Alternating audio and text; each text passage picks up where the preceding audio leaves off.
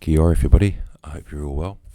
I wanted to do this YouTube video on a set of medals that I brought some time ago, well back in 2006, on Aircrew Europe set. This set was from a casualty who was in Bomber Command and was shot down in 1944.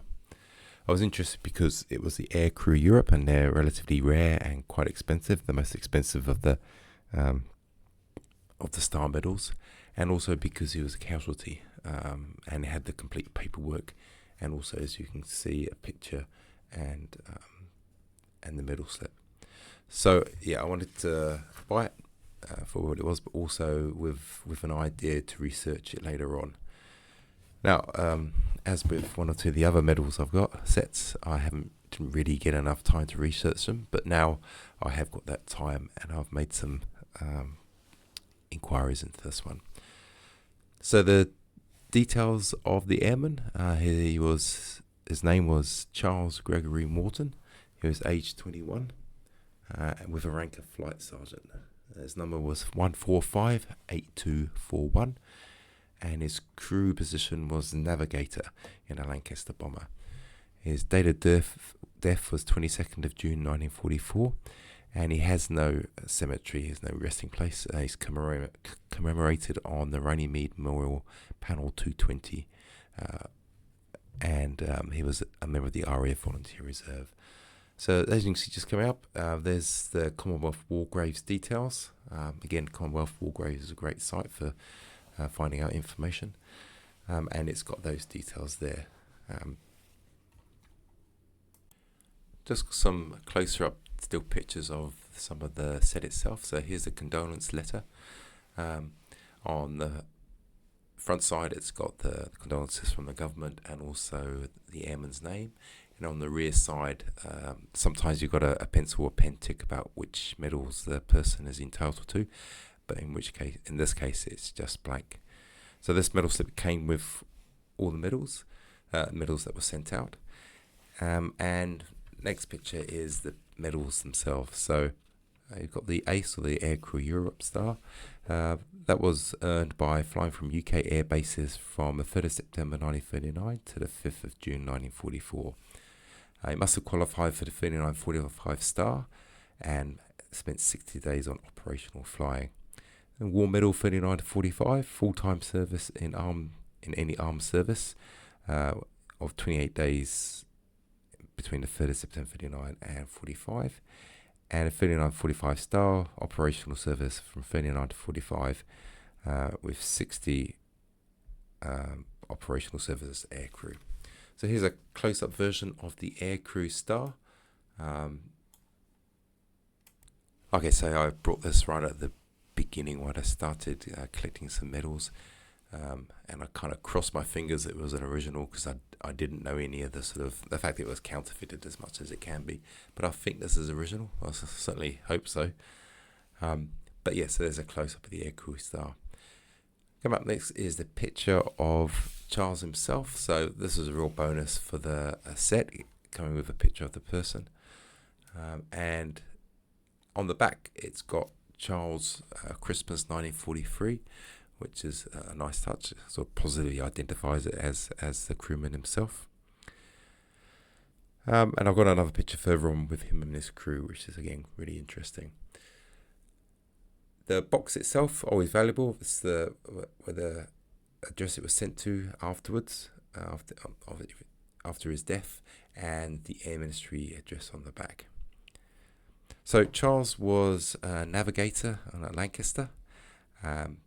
Here is the picture of the brevet, or the wings that he wore, and there were 7 crew for each Lancaster bomber, except for Pathfinders, which had a crew of 8. They had an extra wireless operator. Pilot obviously flew the plane. There was no co-pilot. Flight engineer sat next to the pilot at the front. Navigator, he's seated at a table to the left side of the aircraft and directly behind the pilot and flight engineer. Bomb aimer at the front gun turret, a wireless operator, a mid-upper gunner, and a rear gunner. So that consists of the 7 crew of the Lancaster. some really good details from certain parts of the web, like the 49 Squadron Association, which showed me the members of the crew. So pilot was Ross, Palmer was the flight engineer, Charles Morton was the navigator, Holden was the wireless operator, Griffin the air gunner, McGregor the bombardier, and Hardy was the air gunner as well. So here's a picture of the crew. Charles is, I believe, at the back on the right, and again on the 49 Squadron web page you get a story for each of the crew members, which is really interesting. As is stated in the previous still, this was their 8th mission. So the loss rate for Bomber Command was really, really high in the war. With a life expectancy of a crew of just 5 missions. The crew took 2 years to complete their training, and Lancaster was sort of top of the line technology at the time. So basically 75 out of every 100 who flew with Bomber Command in the war received a serious physical or mental injury, with over 55,000 aircrew members lost, 9,000 aircraft lost, of which 3,736 were Lancasters, and 18,000 aircrew were wounded and all became prisoners of war.